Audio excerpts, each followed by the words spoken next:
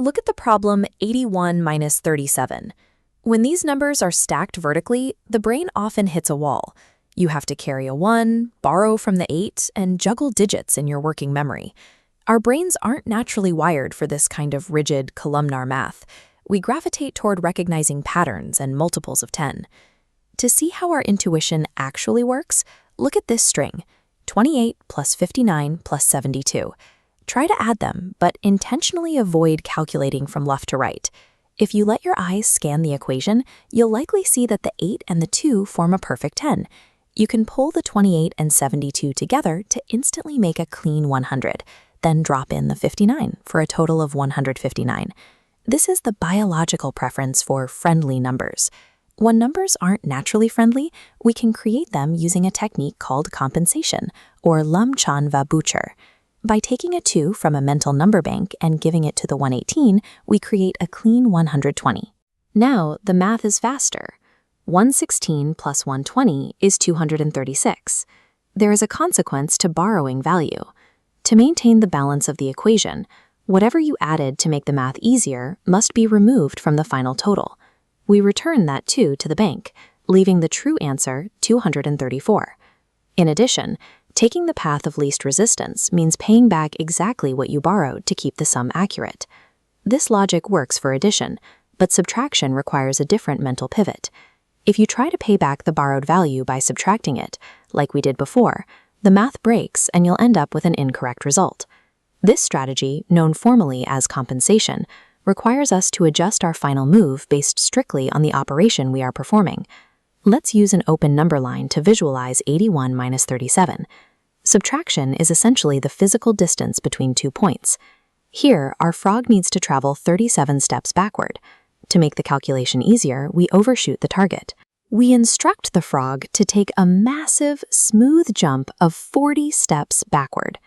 81 minus 40 lands us cleanly on 41.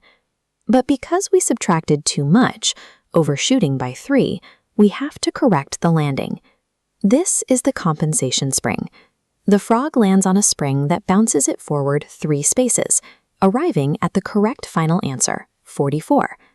When you round up the amount you are taking away in subtraction, you must compensate by adding the difference back to the result.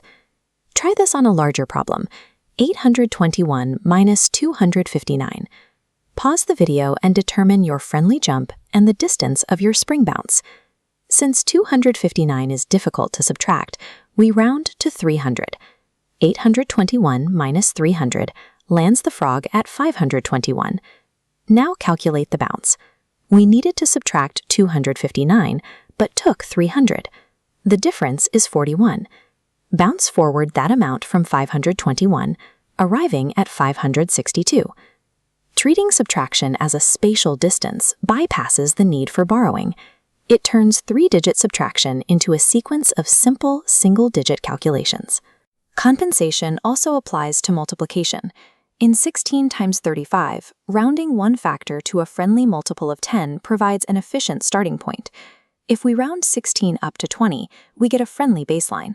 20 times 35 equals 700. Here, the adjustment changes. You can't simply subtract 4 from 700 to compensate, because you didn't just add 4 units, you added 4 entire groups of 35.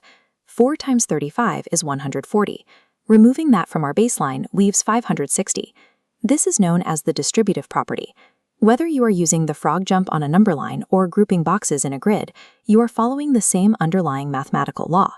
To keep these adjustments straight, remember how each operation handles the borrowed value. In addition, subtract the extra. In subtraction, add the spring back. In multiplication, subtract the extra groups. Scan for friendly numbers, use your compensation spring, and look for the path of least resistance.